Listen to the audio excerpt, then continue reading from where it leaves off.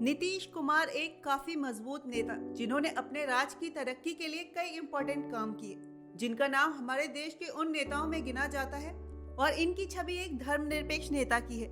नीतीश न केवल अपने स्टेट बल्कि देश की राजनीति में भी काफी सक्रिय है। नीतीश कुमार को सुशासन बाबू के नाम से भी जाना जाता है क्योंकि इन्होंने अपने राज्य के सुशासन को सही करने के लिए कई अहम फैसले लिए और इनका जीवन काफी संघर्ष से भरा रहा। राजनीतिक जीवन की उठापटक ने इन्हें लोहे की तरह मजबूत बनाया। अपने आत्मविश्वास के चलते ही इन्होंने बिहार में इतिहास रचा। नीतीश का जन्म 1 मार्च 1991 को बिहार के एक साधारण से परिवार में हुआ। उनकी शुरुआती शिक्षा उनके गाँव के एक साधारण स्कूल से हुई, लेकिन वो पढ़ाई में बेहद अच्छे थे। उसके बाद उन्होंने NIT पटना से इलेक्ट्रॉनिक इंजीनियरिंग की डिग्री ली। कुछ समय के बाद उन्हें बिहार राज्य बिजली विभाग में काम मिला, लेकिन उन्हें समाज सेवा में बेहद रुचि थी, जिसके चलते उन्होंने अपनी नौकरी छोड़ दी।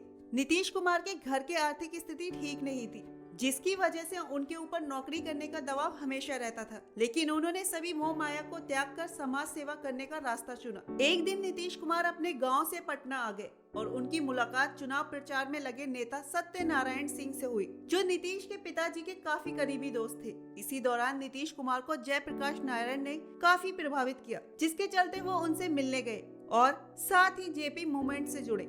उस समय उनकी मुलाकात कर्पूरी ठाकुर, राम मनोहर लोहिया, BP सिंह जैसे कई दिग्गज नेताओं से मिले। इन्हीं समाजवादी नेताओं से प्रेरणा लेकर नीतीश कुमार ने साल 1977 में पहली बार विधानसभा चुनाव लड़ा, लेकिन वो इसमें जीत नहीं पाए और वो ये चुनाव हार गए। फिर भी वो कड़ी मेहनत और ईमानदारी के साथ काम करते रहे, जिसके चलते साल 1985 में हुए चुनाव में उन्हें जीत हासिल हुई। कुछ समय के अंदर ही नीतीश कुमार को युवा लोक दल का प्रदेश अध्यक्ष चुना गया। इसी दौरान नीतीश को जनता दल का प्रदेश सचिव बनाया गया। लोकसभा चुनाव में मिली जीत के बाद अटल बिहारी वाजपेयी की सरकार ने इन्हें केंद्र मंत्री का पद दिया। इनके काम को देखते हुए इन्हें कृषि मंत्री बनाया गया। कुछ समय बाद उनकी पार्टी बिखर गई और फिर वो समता पार्टी के साथ जुड़ गए। इनके एक्सपीरियंस और नॉलेज के चलते इन्हें रेल मंत्री बनाया गया। इनके रेल मंत्री रहते हुए एक रेल हादसा हुआ, जिसके चलते उन्होंने रेल मंत्री पद से रिजाइन किया। इसके बाद ही साल 2000 में विधानसभा के चुनाव हुए और इसी दौरान उन्हें बिहार के मुख्यमंत्री बनने का मौका मिला,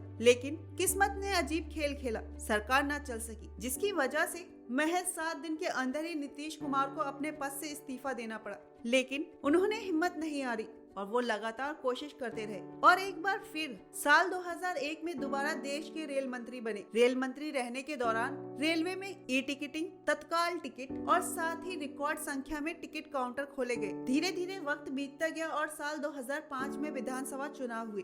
नीतीश कुमार की पार्टी का गठबंधन BJP के साथ हुआ और फिर इसके बाद नीतीश कुमार ने बिहार के मुख्यमंत्री पद की शपथ ली। साल 2010 के चुनाव में नीतीश कुमार और BJP के गठबंधन की सरकार ने 243 सीटों में 200 से ज्यादा सीटें जीती और एक बार फिर से नीतीश कुमार बिहार के मुख्यमंत्री बने। जैसे जैसे वक्त बदलता है, उसी के साथ सहयोगी भी बदलते हैं। नीतीश कुमार ने एक महागठबंधन बनाया और इसके साथ ही साल 2015 के चुनाव में उन्हें सफलता मिली। एक बार फिर से वो बिहार की मुख्यमंत्री की कुर्सी पर विराजमान हुए। अपनी कड़ी मेहनत और लगन से एक छोटे से गांव का व्यक्ति बिहार का मुख्यमंत्री बना, जिससे ये साबित होता है कि कोई भी काम मेहनत और लगन के साथ किया जाए तो वो पूरा हुए बिना नहीं रहता। ऐसी ही प्रेरणादायक कमाल वीडियोस के लिए देखते रहे कमाल जिंदगी। Please like, share and subscribe.